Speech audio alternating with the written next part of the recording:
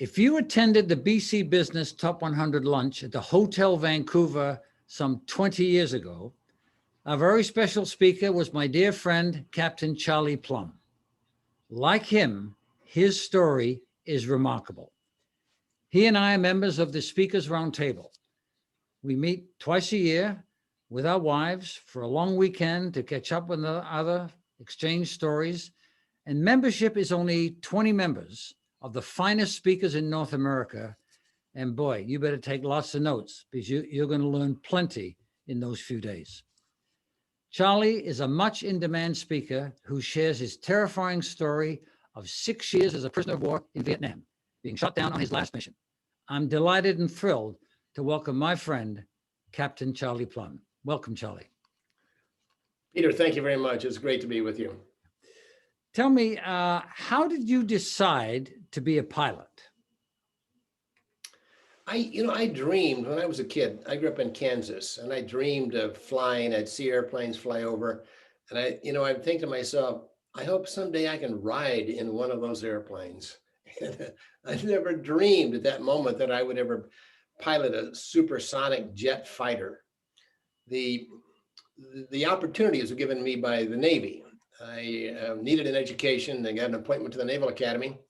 After the Naval Academy, I qualified for flight training. And so that's how I learned to fly. Is the government taught me to fly.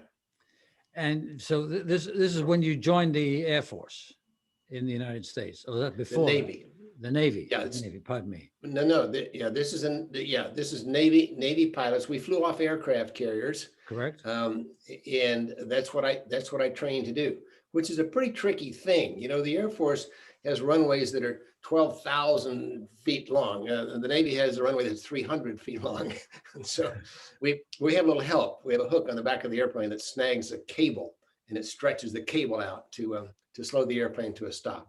But we are at sea and on these huge aircraft carriers. Does it affect taking off as well, or is that you've got 300 feet to take off? The takeoff is equally as violent.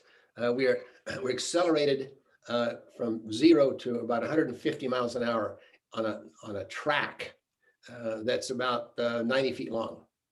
You have an instantaneous G's on your back of about 16 times your weight, and it slams you into the seat.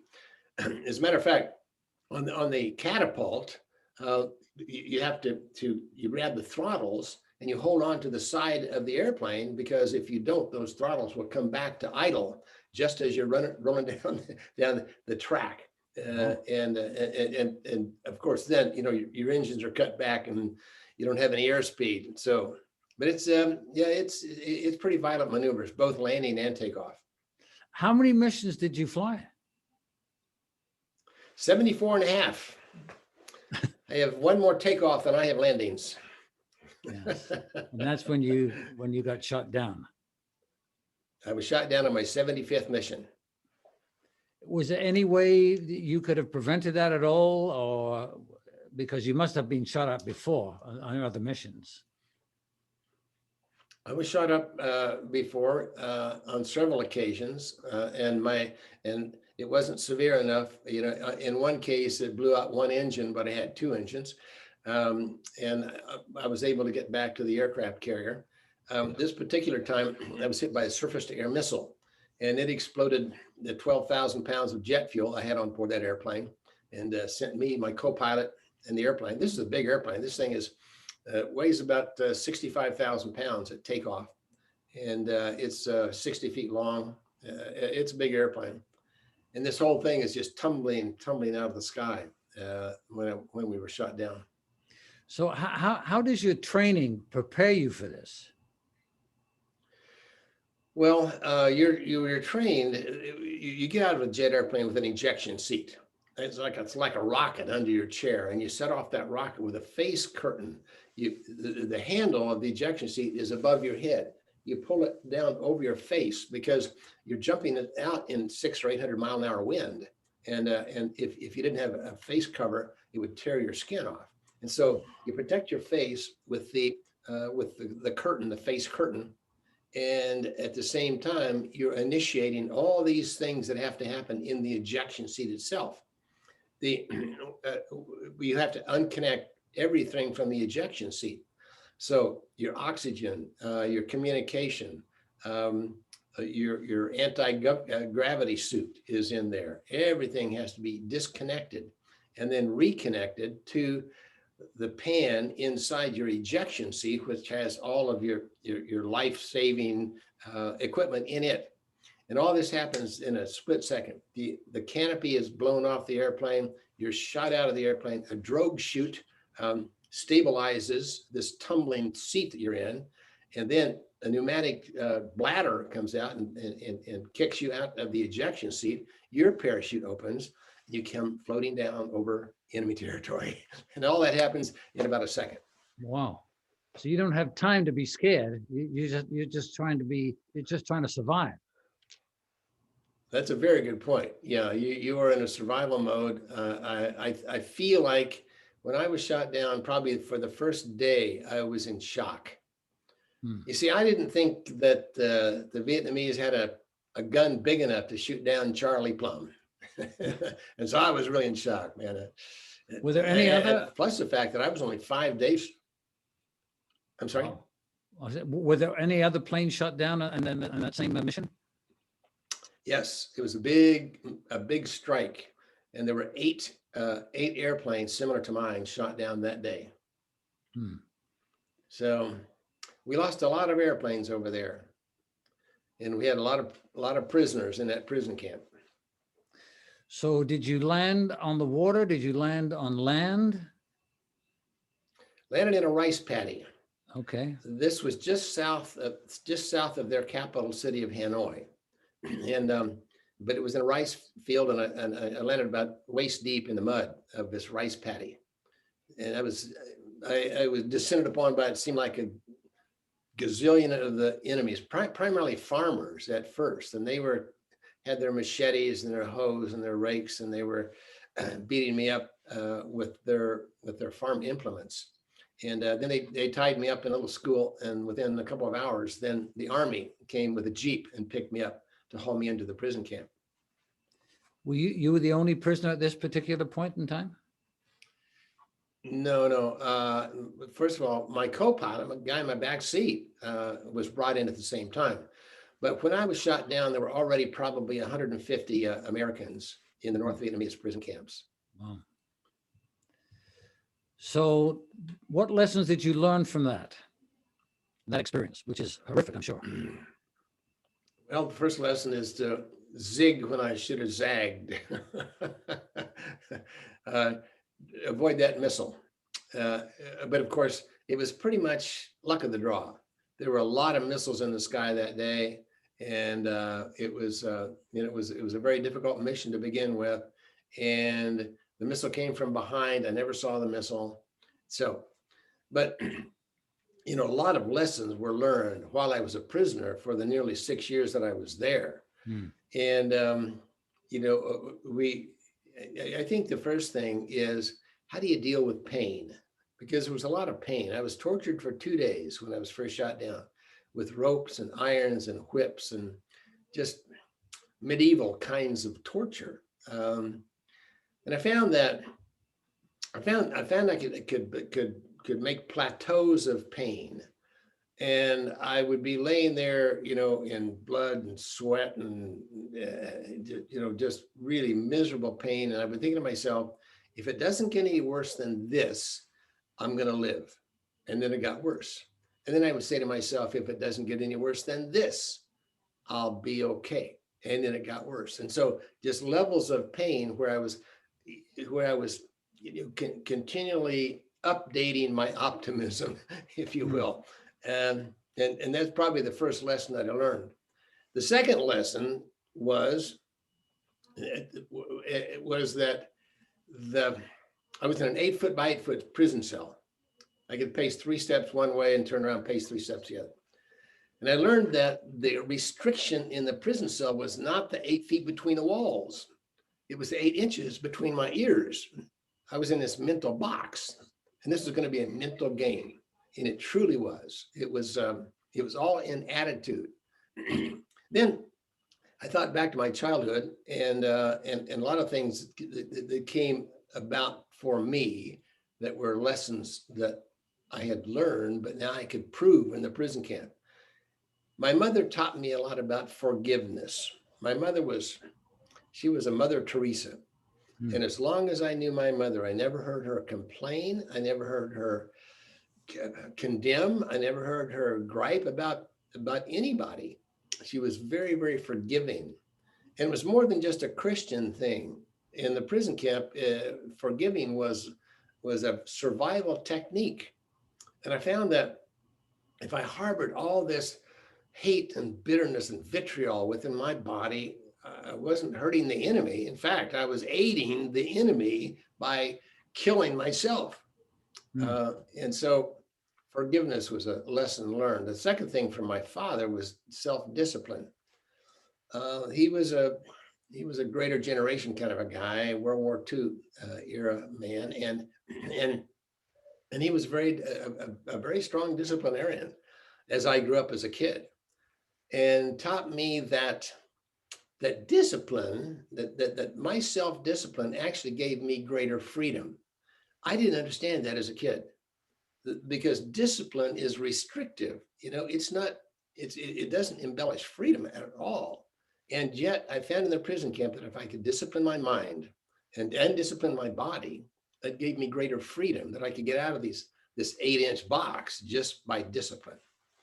When you spoke here some 20 years ago, I believe you opened, and I was fortunate enough to introduce you, and you just walked what seemed to be about 6 feet.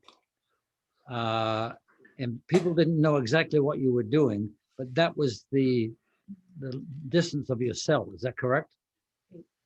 That's the way I open a lot of my keynote presentations. Okay. I take a darkened stage and I pace 3 steps one way and 3 steps the other. It's actually 8 feet. And as I pace, they can hear my steps, but they can't see me. And then as I start to describe this prison cell, a light comes on that illuminates this 8-foot wide cell that I was in. It's a dramatic opener, but it is an attention getter. And Yes. and believe it or not, people remember that pacing probably more than anything else about the presentation. What for you? I mean, you obviously didn't realize that you'd be there 6 years. So what was the scariest period of time that you had to face in those 6 years? The torture was pretty scary because I didn't know if I was going to live or die through that torture. And as a matter of fact, one of the brightest moments in the situation was when I felt like I was right on the edge of death. And then I recognized that the guards that were tightening the ropes recognized that I was about to die, and they loosened the ropes. Hmm. And that was a revelation for me to know that they could figure out when I was close to death, and they let up on the torture. But the torture was probably the scariest part. Of course, we were I was in several different prison camps, and the main one we call the Hanoi Hilton. It's just kind of a joke, but we had a lot of humor in the prison camp, and that was one of them, was just naming the cells and the various buildings.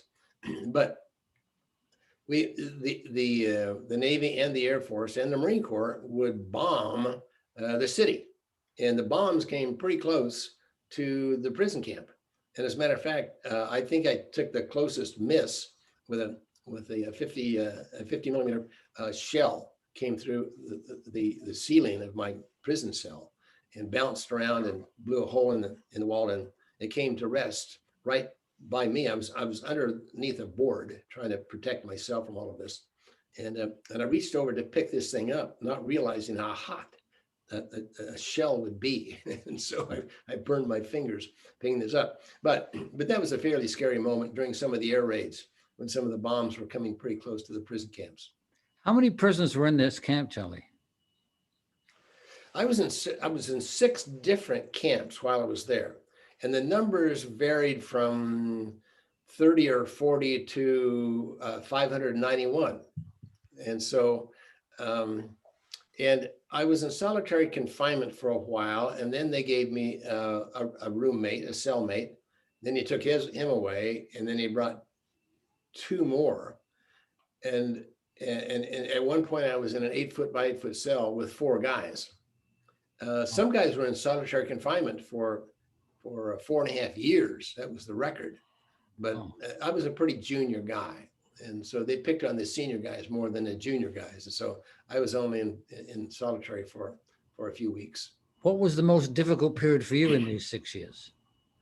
You know, the most difficult part really was just the endless boredom, nothing to do. They wouldn't give us books to read or a window to look out, certainly no telephone or television or anything else.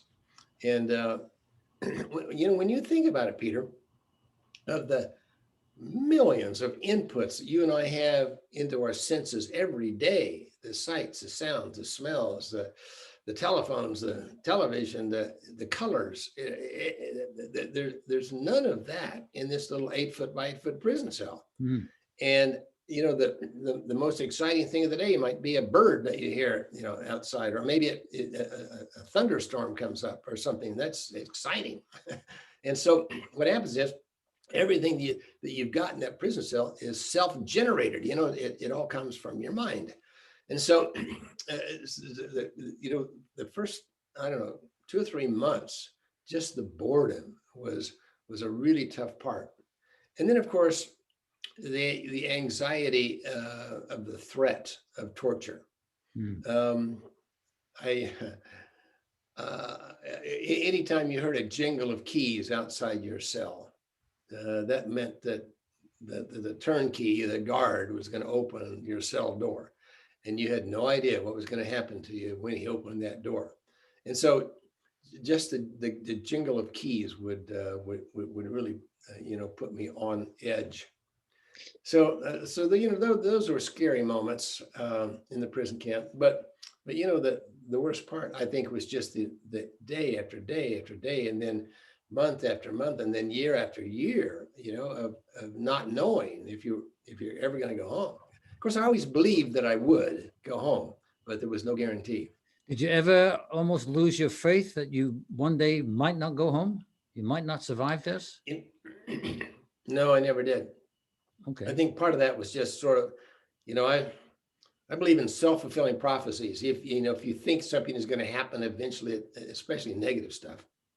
I learned that when I was probably in the 2nd grade. You know, I walked to school. It was about 2 or 3 blocks in this little bitty town. And it was springtime and I wanted to go fishing. And so I told the teacher I had a headache. I lied to her. And the 3 blocks it took me to get home, I had the worst migraine I think I have ever had. I thought, hey, I better not do this anymore. And so part of, you know, part of it was just, I felt that accepting defeat, that believing that I was going to die there was probably going to be a self-fulfilling prophecy. And so I better stay positive and believe that I'm going to live. So there was really never a day there after the first few days of torture when I really wasn't sure. But when I figured out that they really didn't want to kill me, that was a revelation. And after that, why I was pretty sure I was going to live through that. Just didn't know how long it was going to take. Yeah. How did you communicate with your fellow inmates? Well, we had several ways of communication. Most of it was centered around a 5 by 5 matrix of the alphabet, 5 lines, 5 rows. And so numbers down the side and across the top indicating any letter of the alphabet would be represented by the number of the line, then the number of the row. A, first line, first row, 1 tap, 1 more tap. Z, 5th line, 5th. You think your email is cumbersome? you try this. And we use that code in several different ways. The way I learned the code, as a matter of fact, was in this little 8 foot by 8 foot cell. I heard a scratching noise in the corner. I thought it was a cricket at first. I went over to investigate. It was a wire poked through a hole at the base of the cell wall, scratching on my concrete floor, making this chirping noise. Well, I looked at the wire. I'm thinking to myself, it's got to be an American on the other end of that wire, because the enemy, I figured out by this time, is not sophisticated enough to try to trick me by putting the wire through the hole in the wall. And if it's an American, it also has to be a fighter pilot like me. And boy, would I like to talk to another fighter pilot who could tell some stories. My second thought, quick to follow, was, I bet that guy's tougher than I am. He probably didn't cry when they tortured him. He's probably a better pilot. He's probably older, more mature, and I don't think I want to communicate with anybody in the shape that I'm in. I'm embarrassed that I gave up. You know, I'm embarrassed to be in this situation. And so I decided not to tug on the wire for a while. I'm going to crawl over here in the corner of this prison cell and wait. 2 or 3 years, the Marines will break down the gates and I'll be set free. I'll never have to take another risk the rest of my life. I saw this as being risky, just comparing myself to someone else. And I didn't want to do it. And the wire kept scratching and I kept sweating. And in fact, probably the only reason I even tugged on this wire was because I was afraid that the guards were going to hear the scratching noise and think something was up and come in and beat me up. So I mean, a couple of hours, I finally got up the guts to reach down and tug on the wire, and the wire tugged back. And I tugged again and it disappeared. The wire came back about an hour later. This time it had a note wrapped around the end of it. The note was written on a dirty piece of toilet paper. And I could barely make it out, but it said, memorize this code. Then it had the 5x5 matrix. Sure. And it said, then eat this note. I did it. I memorized the code. I ate the note. And I started to communicate with a guy on the other end of the wire. He had been there for 2 years when I was shot down.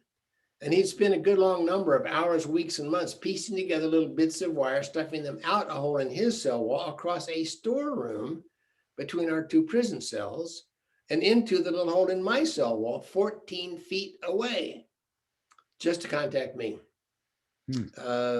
And so that's how I learned the code, and that's how I started to communicate. But over the years, we used that code in a lot of different ways. Of course, we were pilots. We all knew the Morse code, but in so many cases, like on the end of a wire, you couldn't distinguish between a dot and a dash or tapping on a wall. And so we would use, if a guy got outside his cell on a work detail and was going to sweep, you know, they would sweep the pathway or chop wood. That was a good one. If he was out chopping wood for a fire, he would chop with this code. Chop, chop, chop, chop, chop, chop, chop, chop, chop, chop, chop, chop, chop, chop, chop, and spell out a message for the rest of the camp. It was our own radio station. So maybe one of the best ones was, we found that the North Vietnamese had a lot of tuberculosis, and they were always coughing and spitting. And we decided, and they assumed that we did too. And so they didn't care. I mean, we couldn't whisper a word, but we could cough and spit, and they didn't care. We decided it's a natural. We'll make a code out of these silly guttural noises. And we did. We designated various letters of the alphabet or abbreviations to be represented by combinations of coughs, sneezes, spits, or wheezes. So you get up in the morning, hear the guys in the cell next door go, that means good morning, how are you? Did when you were here in Vancouver 20 years ago, you told a story that people still talk about the parachute. Oh, yeah. Well, several years after I came home, I was in a restaurant in Kansas City where I used to live. And about 2 tables over, a guy kept looking at me, and I caught his eye, but I didn't recognize this gent. He stood up and he walked over to my table and he pointed at me and he said, "You're Captain Plumb." I looked up and I said, yes, sir. I'm Captain Plumb. You're that guy. You flew jet fighters in Vietnam. You're a fighter pilot, part of that Top Gun outfit. You were shot down off the aircraft carrier Kitty Hawk. You parachuted in enemy hands. You were tortured, and you spent 6 years as a prisoner of war. Somewhat dumbfounded, I looked up at this guy and said, how in the world did you know all that? He finally broke into a smile and he said, because I packed your parachute. Wow. Well, for this guy that runs around the country making speeches, suddenly I was speechless. The best I could do was stagger to my feet, reach out a very grateful hand of thanks. He came up with just the proper words. The guy grabbed my hand, he pumped my arm, and he said, I guess it worked. I said, yes, sir, indeed it did. And I must tell you, I've said a lot of prayers of thanks for your nimble fingers, but I had no idea I'd ever have the opportunity of expressing my gratitude in person. He said, were all the panels there? I said, no, I must be honest with you, they weren't. Of the 18 panels I was supposed to have in that parachute, I had only 15 good ones. 3 of the panels were torn, but it wasn't your fault, it was mine. I ejected from that F-4 Phantom jet at 600 miles an hour, close to the ground. I was well outside the envelope of that parachute. You did your job, I didn't do mine. I said, but let me ask you a question. You keep track of all the parachutes you pack? Do you know of all the lives you've saved? Guy said, no. Now this is the most important part of that evening, and maybe one of the most important things I say from the stage is this. The guy said, no, I don't keep track of all the parachutes I pack. It's enough gratification for me just to know that I've served. Just to know that I've helped somebody out along life's rocky road. So here's a sailor. It's his job. He stands at a long wooden table well below the waterline of this aircraft carrier. And he weaves the shrouds and he folds the silk panels and he passes them along one after another 8, 10, 12 hours a day. While the jet jockey zooms around the sky at the speed of sound. Couldn't have cared less about the guy down there in the hole. Until one day my parachute came along and he packed mine up for me. So the question I ask my audiences is this. Who packs your parachute? Who do you depend on in challenging times? And have you thanked them lately? So that's a parachute story. And it's been translated into several languages. And of course, I've told that story 1,000 times from the stage. Do you think, obviously it has, I mean, do you think your story has changed your audiences? I certainly hope so. And from the response that I get, it really is amazing to me, where, especially now with all the internet, people can find me really easily, charlieplumb.com. It's not too hard. And people contact me. Just yesterday, someone contacted me that heard me 40 years ago. Wow. At a high school graduation.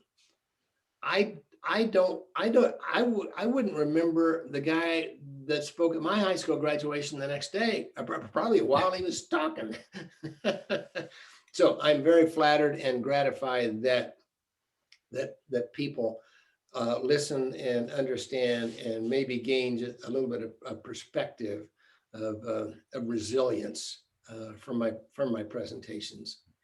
So it's obviously it's an ongoing thing, and but well, you're the same way, Peter. You've been doing this for probably as long as I have, and the amount of people that you have touched, and then the folks that they have touched, and the folks that they have touched. I mean, it's got to be in the millions. So it's a great profession. How did you meet your wife, Susan? Oh, there's a weird story. She talked me into speaking. She runs a seminar for high school juniors going into their senior year. And her father, who was chancellor at Pepperdine University for 35 years, started this thing 35 years ago. And she told my story at the final banquet of this seminar. And my father-in-law looked at his daughter and said, why don't you get this guy Plumb? And Susan said, I don't know if that story is even true or not. I don't know if this guy even exists. So he said, well, go get him. So my wife, who you know very, very well, Peter, is her own person. And she said, Dad, you go get him. So I get this call from the chancellor of Pepperdine University. And he said, I got this seminar. I'd like for you to come speak at the seminar. And I said, well, yeah, I do this for a living. I have an honorarium. No, he said, well, we don't pay any of our speakers. And I said, well, what speakers do you have? He said, well, George Foreman speaks every year. He said, Art Linkletter speaks every year. He said, we have several notables. I said, well, you don't pay them? He said, no, we don't pay them. So I said, well, I speak for free one speech a month, just sort of to give back, and I'm booked that month. So thanks, but no thanks. So he goes to his daughter and says, I can't get that guy Plumb, and you can't either. Well, if you want my wife to be motivated to do something, tell her she can't do it. That usually works. So she calls me up. So I got this sweet voice on the end of my phone. Okay. She said, I'd like for you to come speak to my seminar. At the time, she was running the seminar. She was the director. And I said, I just told the chancellor no, and I can tell you no. And she says to me, I think I can quote her directly. She said, Mr. Plumb, she said, put your feet up on your desk, pour yourself another cup of coffee, because at the end of this conversation, you're going to tell me yes. I said, who is this lady? So about an hour later, I told her yes, and I've been married to her for 20 years. So, Great story. yeah. Great story. We could go on for another She's a hour. great You've lady. got so many stories. But Charlie, I really appreciate your time. I know it's valuable and it means a lot to me. It means even more to the audience that will view this in the next 10 days or so. Thank you so much for being here, Charlie. I appreciate it very much. Thank you, Peter. A pleasure to be with you. My pleasure.